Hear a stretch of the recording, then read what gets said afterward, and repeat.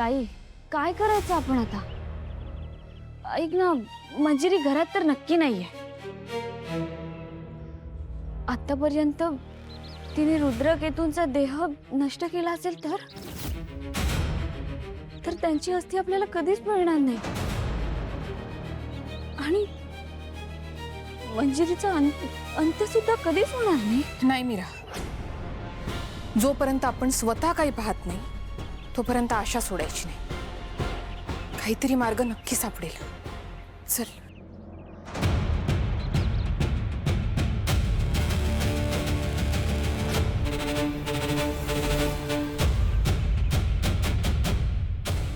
मीरा, हा धूर कसला आहे? ताई, मंजिरी कदाचित तिकडे असेल. चल तू. मीरा थांब, तितका वेळ नाहीये आपल्याकडे.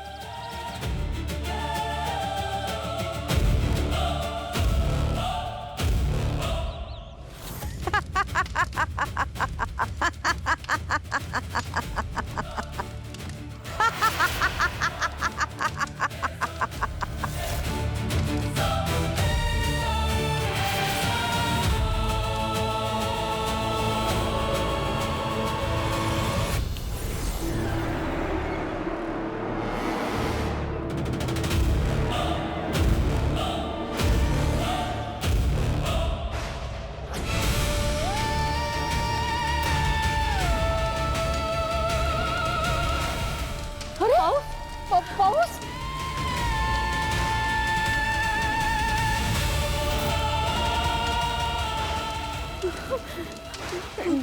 ढग नाहीये आणि पाऊस कसा पडतोय?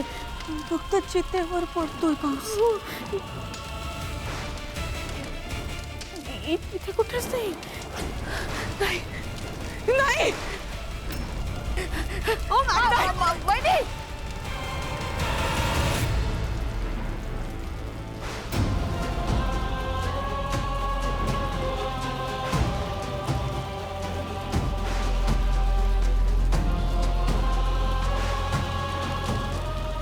वहिनी काय करत नाहीये? अगं थांब. मागे बघा. तुम्ही वहिनी बाजूला हो. ऐक ना, बाजूला भाजशील तू. वहिनी, मॅडम. नाही.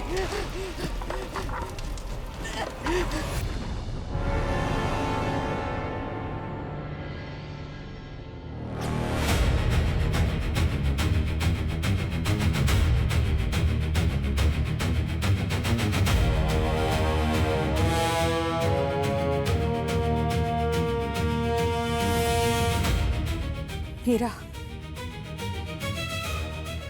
तिकडे चल.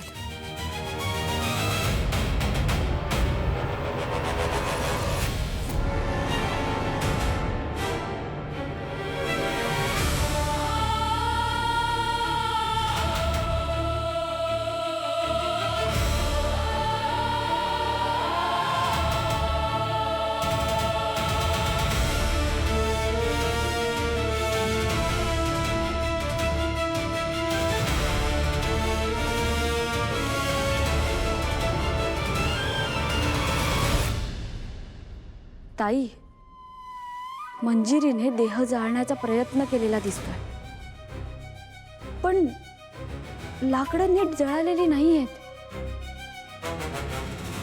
आणि देह पण दिसत नाहीये कुठे. मीरा, याचा अर्थ रुद्रकेतूंचा देह अजूनही मंजिरीच्या ताब्यात आहे आणि तो ती पुन्हा जाळण्याचा प्रयत्न करू शकते. नाही, आपल्याला काहीही करून त्यांचा देह आपल्या ताब्यात घ्यावाच लागेल. मीरा, त्यांनी आपल्यासाठी जीव दिलाय. आपल्याला त्यांच्या अस्थी मिळवाव्याच लागतील. अगं,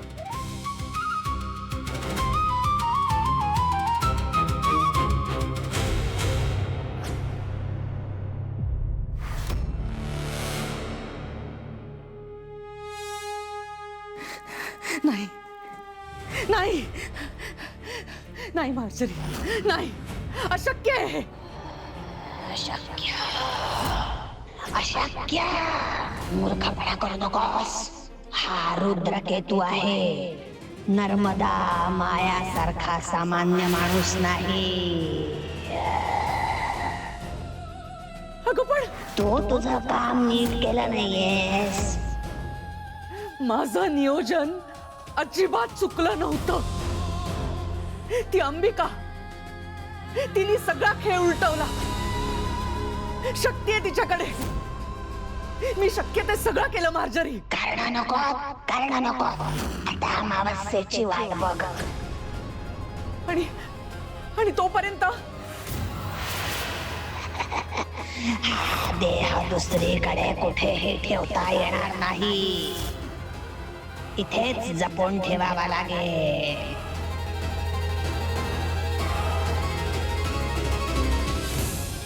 ठीक आहे, मी काळजी घेईन.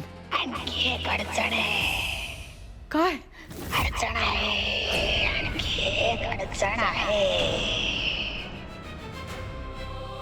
प्रत्येक रात्री सप्तऋषीतील शेवटला तारा याच्या मस्तकावर येईल. त्या क्षणी याच्या शरीरात पुन्हा प्राण येऊ शकतात. मी तसं काही होऊ देणार नाही. मी याच्यावर कोणाचीही सावली पडू देणार नाही. शत्रूला कमी समजण्याची चूक करू नकोस. सावध रहा मंजिरी. सावध रहा.